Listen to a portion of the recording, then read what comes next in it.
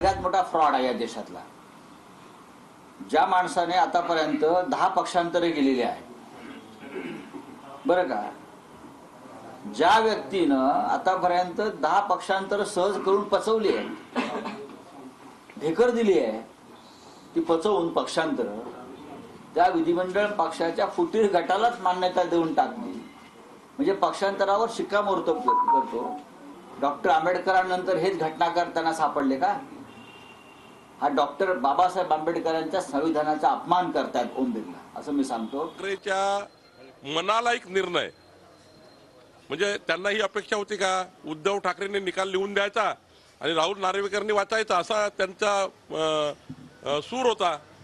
त्यांना असं वाटलं आपल्या मनाने जे वाटतं तो निकाल आला पाहिजे।